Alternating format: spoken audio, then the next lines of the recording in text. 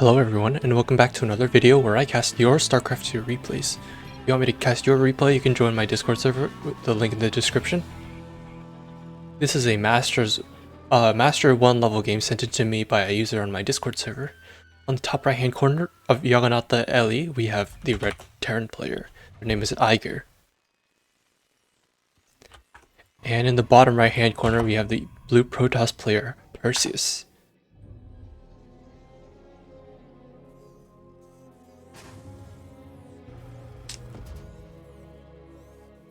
It's gonna be a gateway first, walling off the Reaper wall over here. Of course, this map has a Reaper cliff over here too, but it's next to the ramp, so it's easier to cover. Just need to wall off the big one over here. Your racks first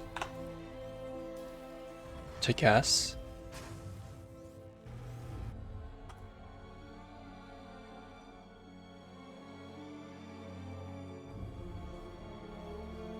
So far, nothing unusual happening.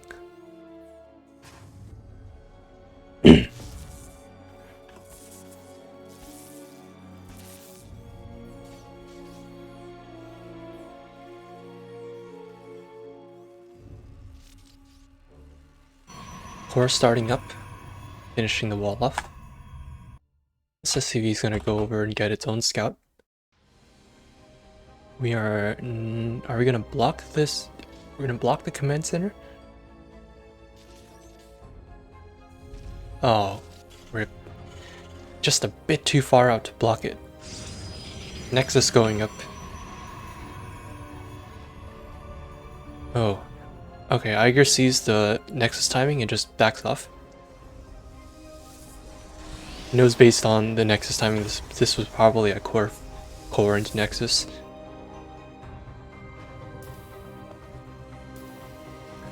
Gonna be another gas. Waiting on the factory now. And now that the cyber core is done, it's gonna be an adept into another adept. We're gonna see a Twilight, a Robo, or a Stargate this game. It's gonna be Marine reactor, of course, very increasingly popular way to play TVP nowadays. Factory just started up. Reaper, wait, I'm sorry, I didn't see the Reaper at all. What the heck? I swear I didn't see anything. But Reaper will what does the Reaper see? Reaper doesn't see a whole lot. I mean, actually no, it did see the Stargate. So Eiger should know that this is a Stargate opening now. Of course, gonna get those two Marines out at a time, so he can deal with the Stargate unit. Two adepts going across the map, as well as there's gonna be an Oracle.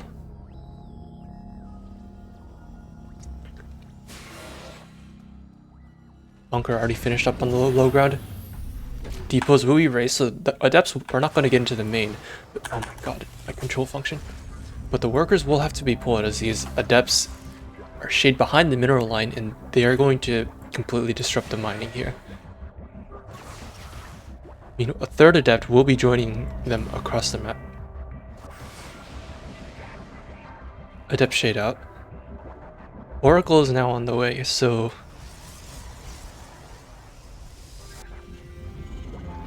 overall just looking to be okay. Widowmine's gonna be here. We're gonna burrow it though. Oracle's coming here soon. Oh, one of the adepts will die, and now adepts can no longer one-shot the Marines.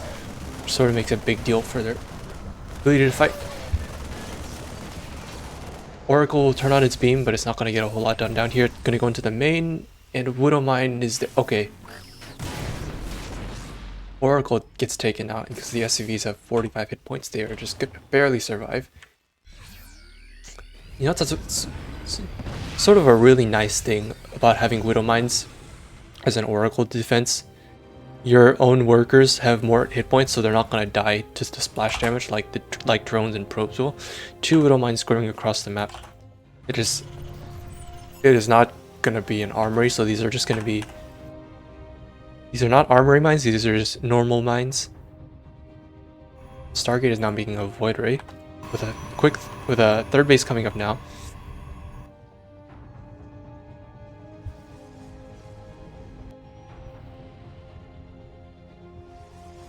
Overall, Perseus looking to play a pretty normal game, not doing anything fancy with any 2-base timings or anything. Mine goes down, probes will be pulled. Oh my god, my camera settings. That mine doesn't get anything done. Oh, and that mine explodes. Wait, do we have an armory? No, we don't have an armory. Come on, kill it. Constantly oh, is Perseus gonna see this? Oh my god, this can be big. Oh my god! Okay, that's a lot of probes that go down. 10 probes. Could have been more, but 10 probes is not bad at all considering how quickly that medevac died. First I thought Perseus had the Widowmine defense down pat, but then the Void Ray just kind of sat there and then completely forgot that completely didn't see that this Widowmine existed. And okay, this is the second time we're seeing Perseus go for a fleet beacon on this channel, and Eiger knows that the fleet beacon is there. So in PvT, or when you're playing in TvP and the opponent is going a fleet beacon this quick in the game, it can usually only mean one thing, and it's carriers. Of course, you see Perseus going for carriers really quickly, pumping out 2 carriers at a time. Eiger just going for the 5 racks bio, making more mines. So, okay, so as far as specific anti-carrier measures go, Eiger is going to throw down 3 missile turrets over here. No turret in the mineral line over here though. So it just looks like, so Eiger seems pretty confident that they can hold the carriers with just the army over here. First 2 carriers are immediately going to cross the map. I like this. The Widow Mines from Eiger are just going to block any expansion attempts from Perseus. But Perseus does not appear to have any intentions of expanding right now. Of course, quite far behind in supply, but these carriers could do a lot of damage, but also these Marines are about to have stim finished up, and they are definitely going to, if it's only 16 interceptors, these carriers are not going to get very much done. The Widow Mines, the splash damage on the interceptors, the Marines are just, they just do so much damage, especially after stim is done. Look at those interceptors go down. Void Ray is going to join them. Another carrier. Oh, it looks like it took a hit, but of course it has 150 shields. So one Widow Mine hit is only going to do 10 damage to the hull.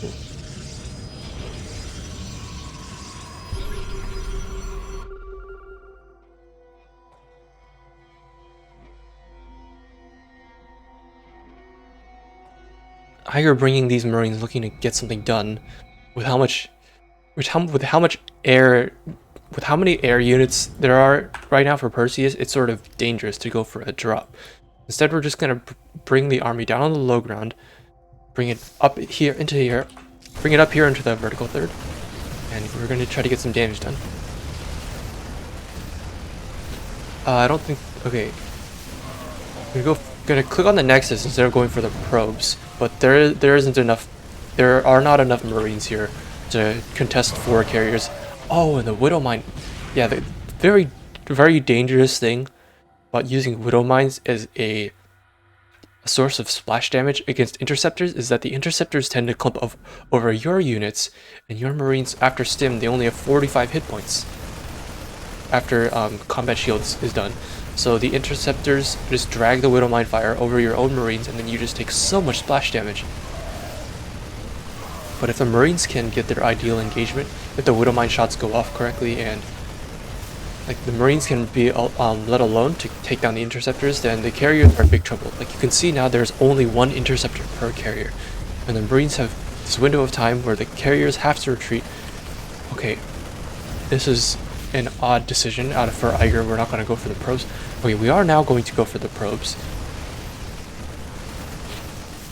I don't think going for the Nexus at this time is advisable when there's just barely any time for you to get your damage in.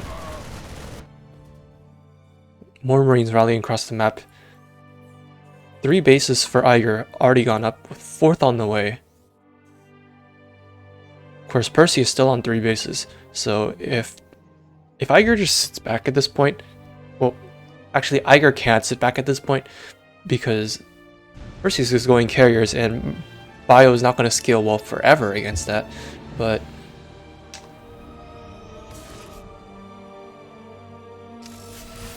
okay, Marines coming in for another round, more interceptors coming out.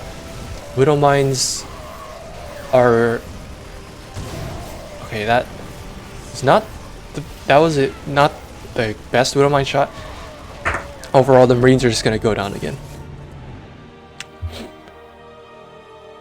So at this point, this has reached a critical mass where the carriers can definitely just overwhelm the Marines just by having pure numbers.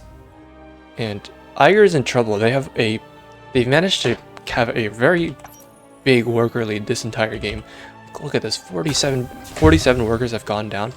And they're now on 4 base versus a Protoss which only has 3, which should be an amazing position for Eiger. Even has the upgrade advantage, 2-2 versus just 2-2 weapons and armor for infantry versus just the +2 air attack.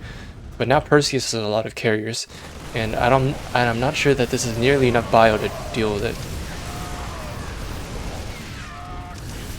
Especially if the Widow... Okay, good Widow Mine connections. And Perseus is going to have to retreat. It recalls all the carriers. Okay.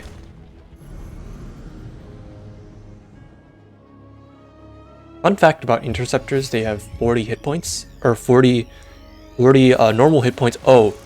Whoa, meanwhile, Widow Mine dropped really late in the game. Perseus reacting quickly to it. Not gonna lose more than 1 probe.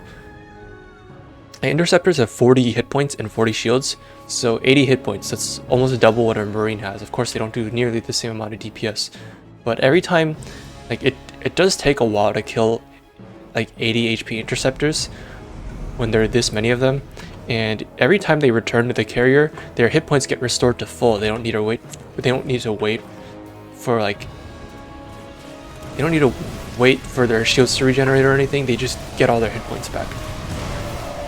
Oh, yeah, Widow Mine defense not working so well for Eiger is like they have the potential to just while they do have the potential to deal massive splash damage to these interceptors, they also just drag on the Marines way too easily because the interceptors naturally their targets are these Marines. One carrier does go down, but overall I think I like how well Perseus has probably been trading much better this game. Oh, they haven't. Okay, I guess that's because the interceptors have been going down so quickly. But Perseus has been losing interceptors, but they have not been losing carriers, which is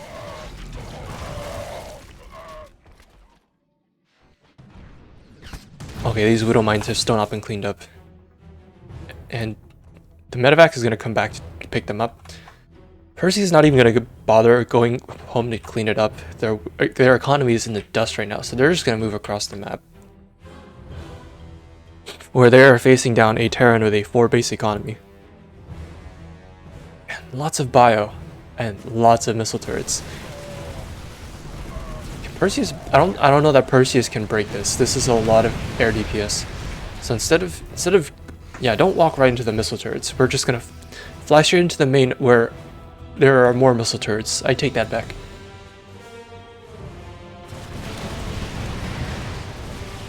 Yeah, if each interceptor costs 15 minerals to replace, so every time a carrier in these fights loses all of its interceptors, that's 120 minerals you need to replace.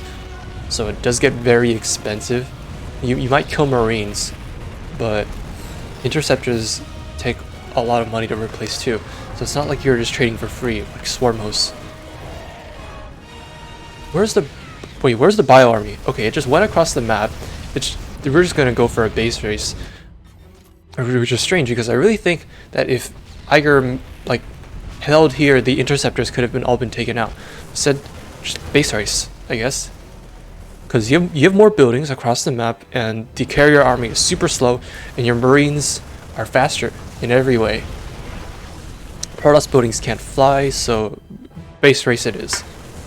These Marines not actually shooting anything for a while though, while the carriers will be recalled back to this base in order to save his last source of income. SCV's gonna be... SCV's running around everywhere. Bio taking down these buildings. Dude, you gotta kill this. You gotta go and kill that. Like, every building that Eiger does not go back and kill here could come to bite them back in the butt later, because, like, it's not gonna be easy to get back into this main base. Oh my god, all these Marines not shooting anything. Carrier fleet moving across the map, gonna go kill these Marines. I don't think there's enough Marines to deal with it. Oh my god, the Marines are gonna die to splash. Oh my god. Yep, look at that. And a lot of this army supply for Eiger. Eiger is now, for the first time in this game, super far down, or somewhat far down in army supply. And this is pure army, and most of this are like a ton of this army supply. 18 of it is used for medevacs. So in reality, there's not actually a lot of Marines. Like two Marines to kill each carrier, and like there's 4 times the number of interceptors than we have carriers. Perseus' economy may be in the dumps, but but he definitely has enough money to replace all these interceptors at least one more time, and that might be all that he needs. His base will go down. Perseus completely abandoning it. He knows that he's safe with his fleet beacon in the main. Overall, yeah, no. Another big Widow Mine clump gonna do friendly fire on the Marines.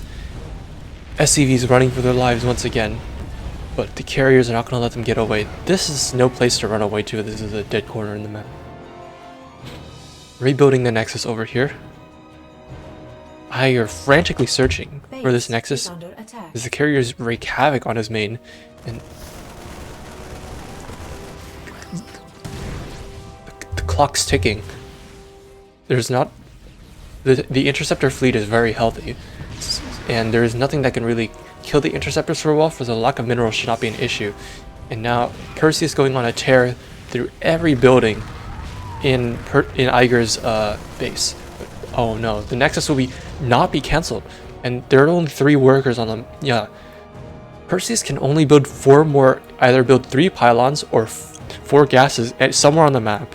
These are still alive. This is not going to be alive for much longer. Neither player has a base, and this is... I don't know that... I think Eiger wins this. There's just no buildings on the map. Perseus, you gotta rebuild your buildings somewhere. Where are you rebuilding them?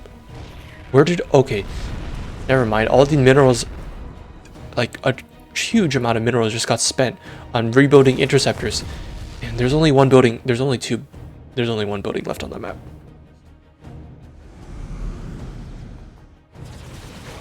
Actually, you know what? I take that back. Okay, Perseus definitely wins this. Because if Perseus just splits off 5 carriers, Perseus has how many carriers? 11. Just split 5 of them off, go to the main, start killing things, and this army on its own is never going to be able to kill half of this fleet. Okay, this is an interesting... Oh, they're both in the same clan. Okay, so this might not be a ladder game. Wait, no, this is a ladder game, because drop.sc doesn't, it can't accept replays that are done in the arcade. And it accepted this replay, so it was definitely not a custom game. This is definitely a ladder game. They're talking to each other because they just happen to be clanmates. So Perseus is broke, can't rebuild any interceptors. So Eiger's just gonna chill out over here. So long as Perseus knows, okay, Perseus needs to kill these Marines. That's not nearly enough carriers to get the job done. Now these carriers are officially just dead weight. These carriers are officially dead weight. If we bought some more carriers over the time, we might have lost fewer of them. There's only how many middle mines? There's only 3 widow mines. Is it really a tie? I mean, if Perseus just brings the entire fleet over, like, there is no way. Even with even with the perfect Widowmine connections, there's no way this bio army contests this carrier fleet. We still have 1, 2, 3, 4, 5, 6, 7, 8 perfectly healthy carriers. And 2 more with 1 interceptor each. Come on. You know where his buildings are. Just go over. Wait, okay, wait. Perseus doesn't have a recall. Okay, that could be problematic. So, this is awkward. Now, both players are just... This tends to happen a lot in these base race situations, where both sides are just going to camp on their side of the map and protect the last buildings that they have. They're going to take the tie. Okay, I guess both of them are just going to sit here for a while. We'll fast forward this. Watching on my second monitor, no funny business. I think Perseus absolutely... Wait, what the... Oh, you finished your armor research. Upgraded armory? Okay, Perseus, I think. Okay, at this point, let's consider what both sides know at this point. So Perseus knows that all the buildings are on this side of the map. Perseus should also know that like there's only this many Marines. But what Perseus doesn't know is if there are that many Widow Mines. And Eiger probably knows that none of these carriers are dead, and that he stands absolutely no chance going out on the map to kill this pylon. I'm not sure. I think with the current information that both players have in this game, Perseus should definitely know that this fleet is enough to take on this entire army by itself. But maybe he's just really scared that there is a random clump of army somewhere out on the map that is ready to jump in at any time and kill this pylon. After all, both sides not having the privilege of having the supply tab available to them. Okay, we're just gonna fast forward. This game looks like a tie to me. So okay, there we go. So this is going to be a draw. Sort of a surprising way to go about it. Of course, early on, Perseus rushing carriers, as this is the second game he's rushed carriers on this channel. So I'm starting to think that carrier rush in PvT is just the way that Perseus likes to play. And Eiger going for the more traditional bio style, not realizing that his opponent is going mass carrier. Of course, if your opponent is massing carriers and you're Terran, if you just make enough Marines and go over and try to kill them, usually you can at least pick out their interceptors. And there's a certain window of time where you can come in and kill their workers. Once their interceptors are all dead, they have... Carriers are an expensive unit to make. It's unlikely that the carrier player will have much else in terms of defense, so once the interceptors are all dead, just go over and kill all their workers. And to quite an extent, Eiger did do that. Like this worker kill tab wasn't more even at the start of the game. It was super in favor of Eiger because they went in, killed all the probes here, killed a bunch of probes here and here. Then he went for kills on these. They went for kills on the Nexus, which I'm not sure was the more immediate problem. Pumping out carriers costs a lot of money, and I don't know that taking out the Nexus with such a small clump of Marines might not have been such a great idea. Overall, though, the fact that Eiger like pushed with the bio at all instead of just staying home with it, I know this is Masters. This is a Masters 1 game, so it's not like these guys are stupid and they're just gonna camp. It's not like this Terran player is just gonna camp until they hit 200 and then move out. But overall, good trying to deny the carrier player from just massing an army for free. And then good awareness from Eiger when they realized that they could not win the base race. When they could not win a direct fight, so they went for the base race instead, knowing that they have more buildings everywhere. What I would have liked to see though is maybe buildings here, buildings like like look at how much money was left at the end of the game. We could have definitely dumped that into some random, all sorts of random buildings here and there. Engineering bays are very cheap, and they also build very quick. I don't know if it was engineering bays or CCs that were building down here, but anyway, overall, it would have been really cool if Eiger just leaned a bit more into the strengths of Bio in this matchup versus the carriers. Just try to they did move around more at the start, but during the base race, maybe build more stuff here and there. If all these buildings were killed off sooner, then it would have been less time. It would have taken less time to come over and kill this last pylon. Had these buildings gone down sooner, a lot of waste. Like the carriers were always shooting something. They were constantly on the move. In a base race, when you're base racing someone, there's no time, no waste, and a lot of the Marines are standing around while the carriers were putting in as much work as they could. And overall, I think that's what made the difference this game. I think, despite the fact that Perseus had a superior army, I think Eiger had a really good shot at outright winning this game if it were not for the fact that this pylon got up a lot of wasted DPS by just having the Marines sit around and do nothing.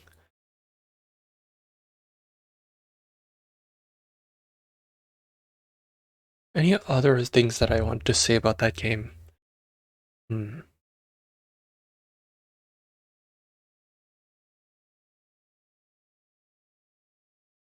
Honestly, no, not that I can really think of.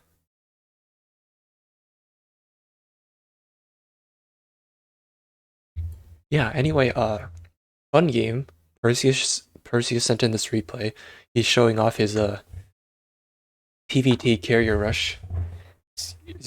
Some of you may know that it's usually a PvZ build order, but he's bringing it over to PvT.